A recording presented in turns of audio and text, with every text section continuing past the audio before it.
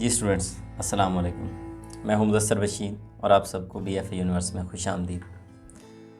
आपको पता है कि हम पिछले लेक्चर में एक्सरसाइज 3.2 के पहले 6 क्वेश्चन हमने सॉल्व किए थे। तो आज इंशाल्लाह हम इसके जो बकिया क्वेश्चन है, क्वेश्चन नंबर 7, 8, 9, 10, 11 और 12, तो ये सारे क्वेश्चन हम कोशिश करेंगे कि हम इनको हल करें। तो विदाउट लॉस ऑफ टाइम हम इसको स्टार्ट करते हैं। क्वेश्चन नंबर 7, आपके पास बुक होनी चाहिए। आप बुक पे क्वेश्चन को देखें कि लिखा क्या है। मैं पढ़ने लगा और उसके मुताबिक मैं इसको हल करता हूँ। क्वेश्चन लिखा हुआ है if y and x are in inverse relation. अच्छा, बड़ी इंपॉर्टेंट पॉइंट है उसका कि y और x तगैर माकूस में हैं, यानी तगैर माकूस के बारे में बस यही नुक्ता मुझे अब समझाना है इस लेक्चर में। बाकी सेम वही पिछला है आपका, नया इसमें कुछ भी नहीं है। बस जब लफ्ज़ आ जाएगा ना इनवर्स, मैंने लास्ट टाइम भी बताया था कि इनवर्स वाले में आपने करना ये है कि उसने y को x के साथ माकूस बताया है, तो जिसके साथ माकूस बताया आपने उसको हमेशा बटे के नीचे लिखना है। जब वो डायरेक्ट बताता, ऊपर वाले सवालों में वो डायरेक्ट आपको बता रहा था, वो कह रहा था x और y डायरेक्ट में है, तो हम y directly proportional to x लिख रहे थे तनासब रास्त में। लेकिन अब जब वो माकूस कहेगा तो जिसका माकूस कहेगा आपने उसको बटे में लिखना है। आपने बस ये लिख लिया। उसके बाद तो ये आपका पुराना सवाल है, जैसे पहले क्वेश्चन था उसी तरह ये क्वेश्चन आपका स्टार्ट हो जाएगा। This imply y is equal to, इसकी जगह इक्वल लगेगा और k लगेगा। अच्छा, एक और बड़ी अहम बात है, हाँ, कि अब आपने जो k है, k आपने ऊपर ही रखना है। x नीचे था तो x बटे के नीचे लग जाए। इसको मैं 1 का नाम दे देता हूँ। मैं दोबारा बता देता हूँ, ये इनवर्स प्रोपोर्शन जो माकूस होते हैं वो बटे के नीचे लिखा जाता है और इसकी जगह आप इक्वल लगाते हैं और k आपने हमेशा ऊपर ही रखना है। k ऊपर ही आता है क्योंकि k लगता है यहाँ पे, k बटे के नीचे नहीं लगता, k ऊपर लगता है। बस उसके बाद तो आपने देखना होता है कि फ़ौरन आपको ये दो वैल्यू दी जाएंगी, इसमें आपको y की वैल्यू बताई जाएगी और आपको x की वैल्यू बताई जाएगी। तो इस क्वेश्चन में आपको जो y की वैल्यू बताई गई है वो वैल्यू आपके सामने मौजूद है। y is equal to 7, x is equal to 2। तो इन दोनों वैल्यूज़ को आप हमेशा की तरह ऊपर वाली जो मसावात है उसमें हम पुट कर देते हैं। सिंपलाई y की जगह 7 लग गया, इक्वल k ऊपर मौजूद है, x की जगह 2 लगाया। ये अब 2 बटे के नीचे है, इधर आकर मल्टीप्लाई हो जाएगा। 7 मल्टीप्लाई बाय 2, इधर k रह गया और ये बन गया 7 2 14। तो बहुत ही आसान क्वेश्चन है। ये 14 बना, इसको मैं एक स्टार का नेम दे देता हूँ। आपको पता है कि अब वो हमेशा क्वेश्चन किया करता है, तो आगे आप बुक पे पढ़ें तो उसने लिखा है find the value of y when x is equal to 1 to 6, यानी हमें अब y मालूम करना है जब हमारे पास x जो है वो 1 to 6 यानी कि 126 दिया गया है। तो बस आपका हस्बे मामूल आपने कहना है फ्राम इक्वेशन 1 या मसावात 1 की रूह से आप वो लिख लें। लिखने के बाद आपने क्या करना है, आपने वो वैल्यू लिख लेनी है। वो मसावात एक आपकी क्या है, y is equal to k by x। तो यहाँ पे आपने मालूम करना था y, ये सॉरी मैंने गलत लिख दिया, y इज इक्वल टू मैंने 2 लिख दिया था। आपने y मालूम करना है। y तो वैसे ही लिखा रहे, k की वैल्यू अभी अभी आपने निकाली थी, k इज इक्वल टू 14 और x आपने यहाँ पे आपको दिया गया है 126। तो अगर अब हम ये 14 का पहाड़ा पढ़ें तो 14 के पहाड़े में क्या 126 आ जाएगा? यस, 14 1 14 और 14 9 126 होता है। तो डायरेक्ट लिख लें, आप काटे नहीं, यहाँ पे आप लिखें 14 1 14 और 14 9 126। तो y इज इक्वल टू 1/9। बहुत ही सिंपल क्वेश्चन था, ये आपका क्वेश्चन हल हो चुका। बढ़ते हैं क्वेश्चन नंबर 8 की जानिब। क्वेश्चन नंबर 8 में देखें, वहाँ फिर वही लिखा हुआ है, कहता है if y is inversely proportional to 1/x। अब उसने लिख के भी दे दिया है, उसने खुद से लिख के दे दिया है कि जो y है वो इन्वर्सली प्रोपोर्शनल है 1/x के। जो नीचे लिखा हुआ है इसलिए मुझे पता है कि ये माकूस है। जब ये माकूस है तो मैं सिर्फ ये करूँगा, इम्प्लाइज़ का निशान दूँगा यहाँ पे, y इसकी जगह बराबर लगाऊंगा और मैं k ऊपर ही रखूँगा। ये बात आपने याद रखनी है। नीचे x है, सेम पिछले क्वेश्चन की तरह वही बात है। पिछले में उसने लिखा था लफ्ज़ों में, इसमें उसने बता दिया। तो जब ये बात है तो फिर वो y और x की वैल्यू भी हमें देगा फ़ौरन, क्योंकि इसके बगैर हमारा क्वेश्चन हल हुआ ही नहीं करता। हेयर जो y की वैल्यू आपको इस क्वेश्चन में दी गई है वो ये है कि 4 है और x इज इक्वल टू 3 है। आपने इस वैल्यू को उसी ऊपर वाली मसावात जो भी अभी बनी है उसमें y की जगह आप 4 लगा दें, इक्वल k तो आपने मालूम करना है, x की जगह आप 3 लगा दें। तो देखें 3 इधर 4 से मल्टीप्लाई हो जाएगा। मैं डाट लगा देता हूँ, डाट का मतलब यहाँ मल्टीप्लाई होता है, याद रखिएगा, इशारिया नहीं है ये। तो यहाँ पे k 4 3 जार ये 12 हो गया। जब भी आपका हमेशा इन तमाम सवालों में मैं बार बार रिपीट कर रहा हूँ, जब से ये एक्सरसाइज शुरू हुई, आपने पहले वैल्यू ऑफ k निकालनी है, फिर आपने क्वेश्चन की जाने बढ़ना है कि उसका क्वेश्चन क्या है। आगे वो हमेशा क्वेश्चन किया करेगा। अब वो कहता है find x when y is equal to 24। उसका क्वेश्चन है कि आप ज़रा x मालूम करें जब y 24 है। तो कोई मसला ही नहीं, हम वही कहते हैं कि फ्राम इक्वेशन 1। कभी मैं इंग्लिश में लिखता हूँ, कभी उर्दू में, ताकि दोनों मीडियम के लिए। तो अब हम लिख लेते हैं फ्राम इक्वेशन 1। अब इस इक्वेशन 1 में से देखें आप, इसमें क्या लिखा हुआ था, y is equal to k by x, यही इक्वेशन है ना हमारी।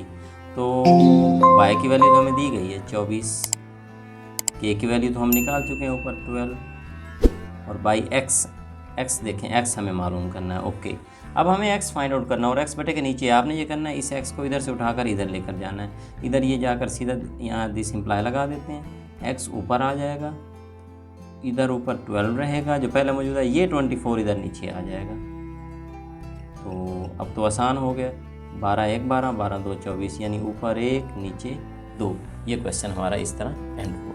जी स्टूडेंट्स, अब बढ़ते हैं क्वेश्चन नंबर 9 की जानिब। अब देखें क्वेश्चन नंबर 9 को मैंने लिख दिया। अब टाइम की बचत के लिए, क्योंकि हम काफ़ी क्वेश्चन हल कर चुके हैं, तो अब हमें काफ़ी हद तक अंडरस्टैंडिंग हो चुकी है।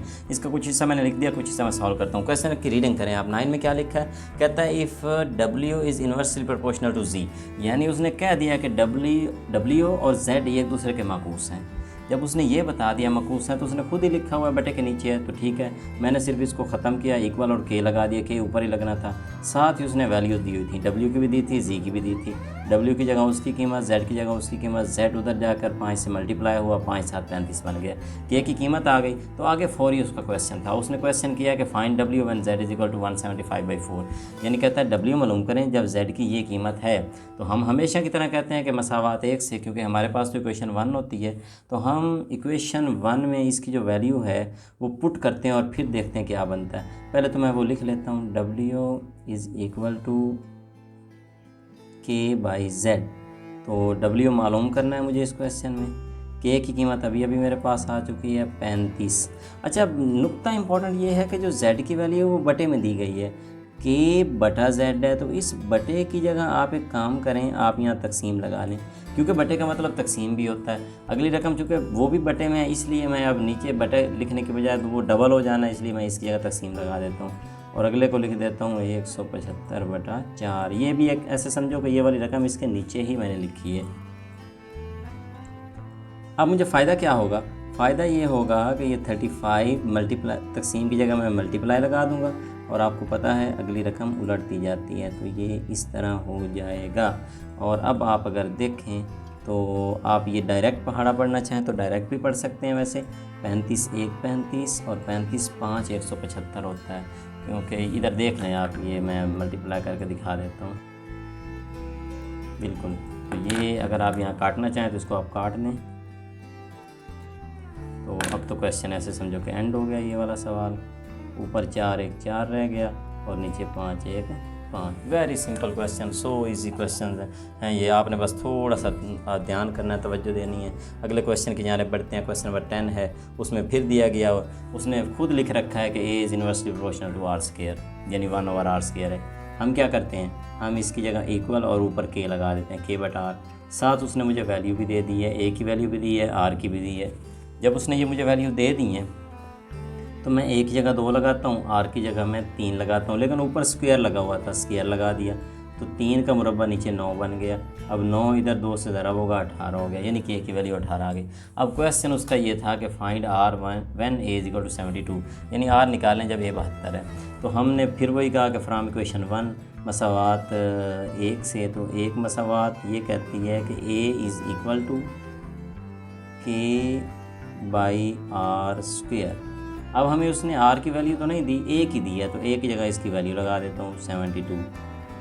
इधर मेरे पास k, चलें ठीक है, अब लिख दिया, तो अगले स्टेप पे वैल्यू लगाऊंगा, नीचे मेरे पास r²।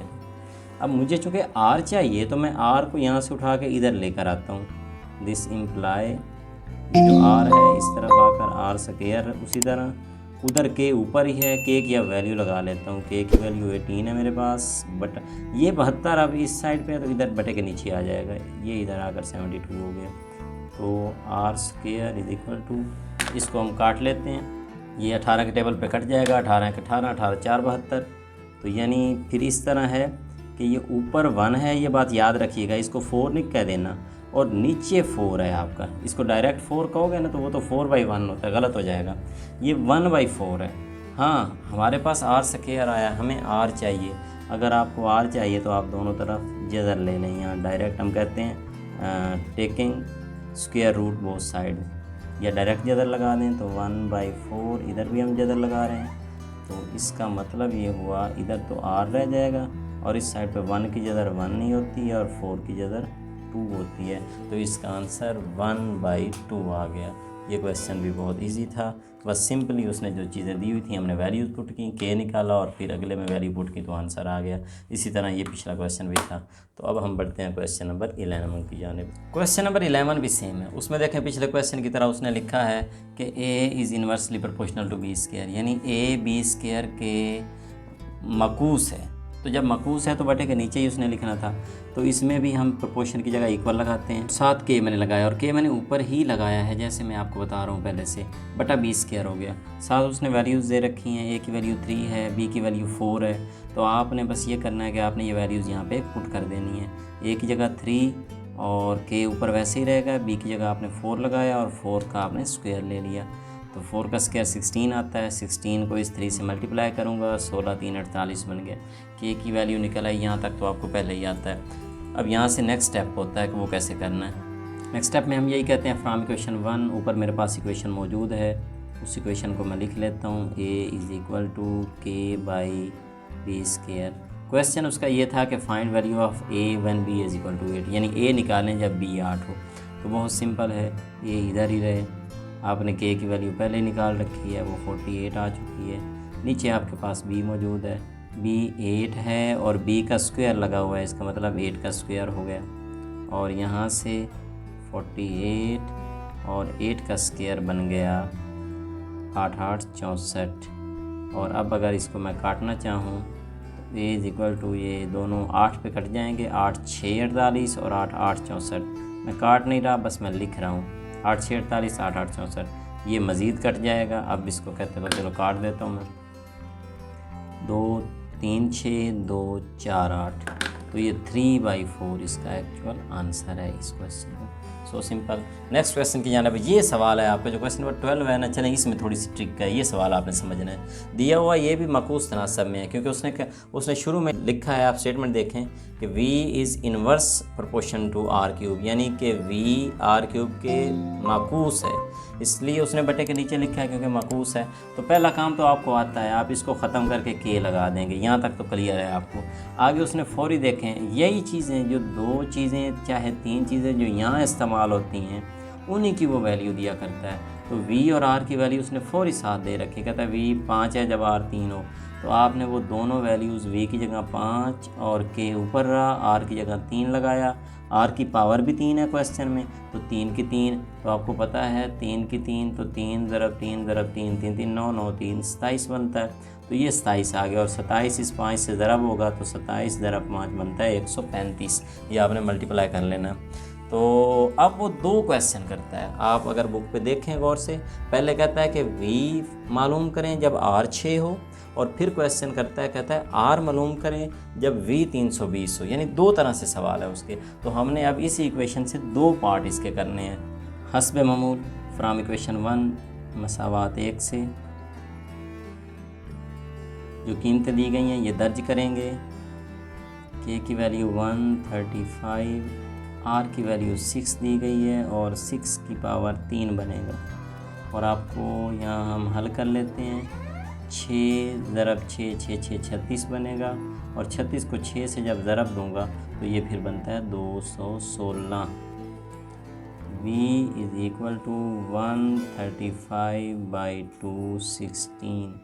तो अब आप ऐसा करें, इसको आप 3 पे काट दें, 135 को अगर आप 3 पे काटेंगे तो ये बनेगा 3 4 12, 1 5 3 5 15।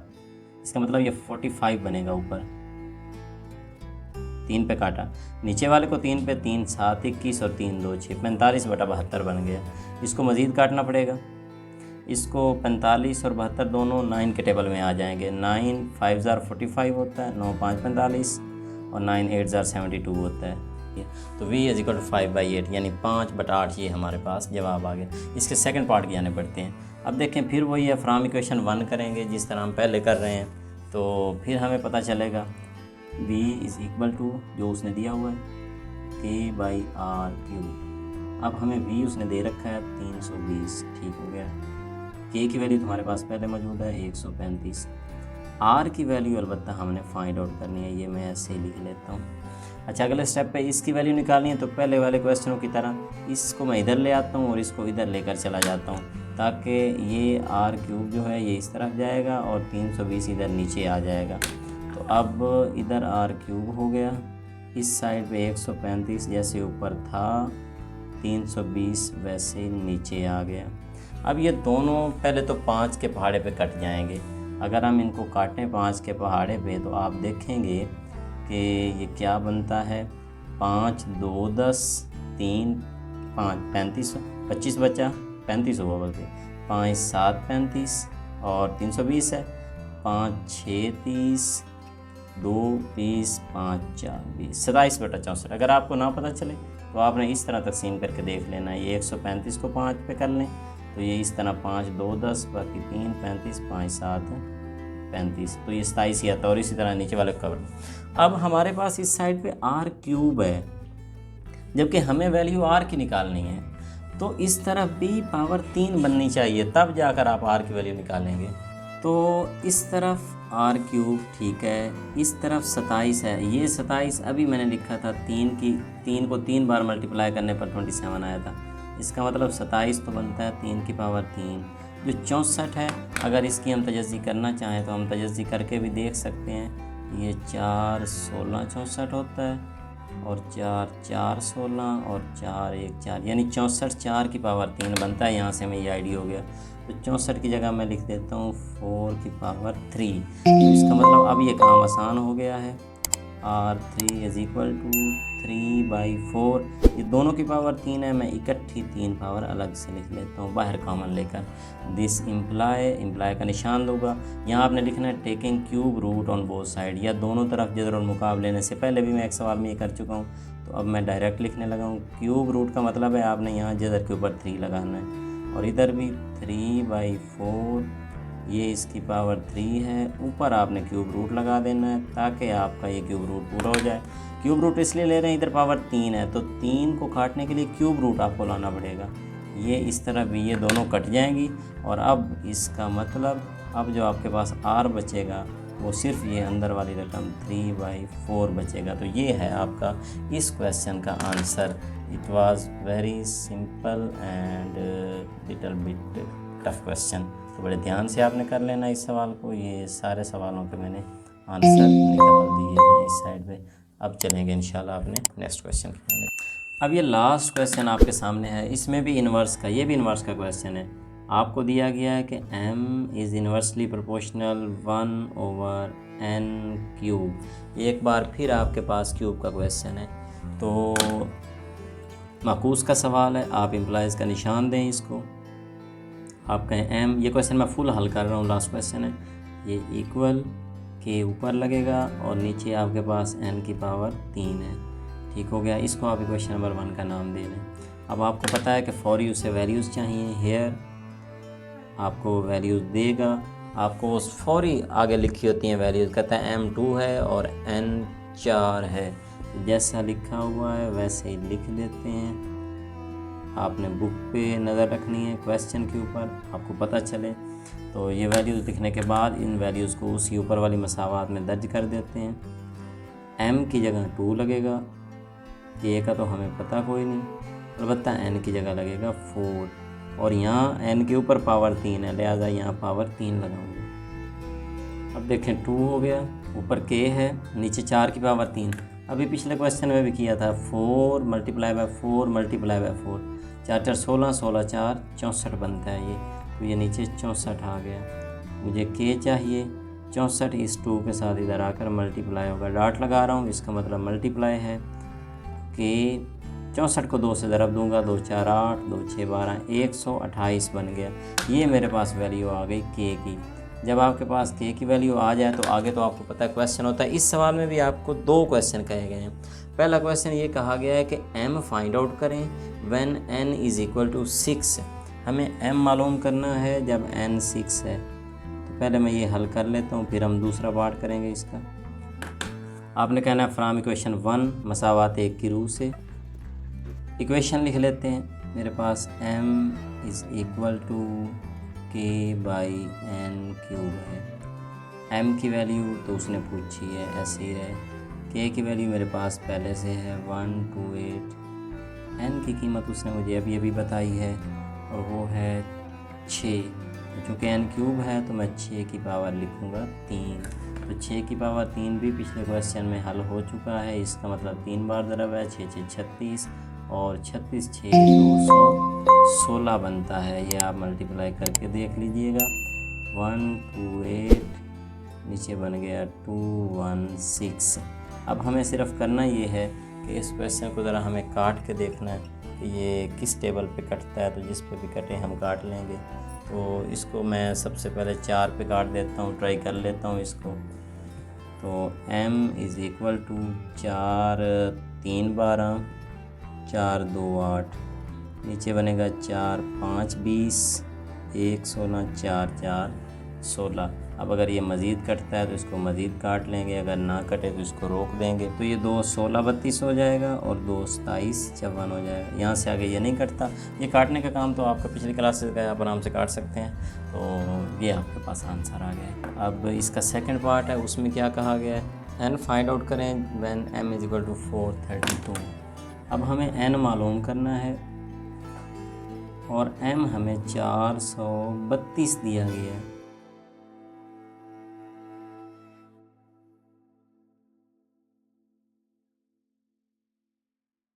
ये मैंने इक्वेशन 1 लिख के कीमतें पुट कर दी हैं, अब के की कीमत भी और मैंने m और n की भी। इस क्वेश्चन में चूँकि मुझे n मालूम करना है, ये n यहाँ से इधर आ जाएगा, n क्यूब इस तरफ, और ये 432 नीचे आ जाएगा 128 और नीचे होगा 432। अब इस क्वेश्चन को भी देखना पड़ेगा कि ये क्वेश्चन किस पे कटता है। सबसे पहले ये दोनों जो नंबर हैं मेरे पास, इनको मैं 2 पे काट देता हूँ। 128 को 2 पे काट दो ना, वो तो बनेगा 64। 64 2 128 होता है। 432 को चेक कर लेते हैं हम। 432 को भी 2 पे काटें, 2 2 4, 3 2 1 2 1 12, 2 6 12, 216 बना है। अच्छा 216 ये बड़ा इम्पोर्टेंट हो गया अब, बल्कि मैं इसको लिख लेता हूँ। ये देखें n क्यूब, अभी हमने पिछले क्वेश्चन में किया था 64 बना था 4 ज़रब 4 ज़रब 4, यानी 64 असल में 4 की पावर 3 से बना था। और 216 भी वहाँ आपने देखा था 6.6.6, इनसे 216 बन रहा था बार बार। इसका मतलब जो 216 है ये बनता है 6 की पावर 3। मैं पावरें क्यों बना रहा हूँ, पावरें मैं इसलिए बना रहा हूँ क्योंकि मुझे n चाहिए और इधर वैल्यू क्यूब की है, तो मुझे क्यूब रूट लेना है बाद में। तो n cube is equal to 4/6, ये क्यूब पूरे का ऊपर आ जाएगा। अब आपने यहाँ लिखना है, मैं यहाँ इस क्वेश्चन में लिख देता हूँ, taking cube root both sides. तो दोनों तरफ जदरुल मुकाब लेने से n की पावर 3, ये क्यूब रूट का मतलब यहाँ भी 3 लगाना होता है। 4/6 ऊपर 3 लगा हुआ है, तो आपने यहाँ भी एक 3 लगाना है, तब जाकर आपकी इस जदर से ये वाली जदर कट जाएगी और अब आपके पास जो n होगा वो बाकी रह जाएगा 4/6। और इसको अगर आप मज़ीद काट दें तो दोनों 2 के टेबल पे कटते हैं, 2 2 4 और 2 3 6। तो ये है आपके इस क्वेश्चन का आंसर। और यूँ हमारी ये एक्सरसाइज 3.2 अपने अख्ताम को पहुँची। इंशाल्लाह नेक्स्ट टाइम मिलते हैं नेक्स्ट लेक्चर के साथ। तब तक के लिए अल्लाह हाफिज़।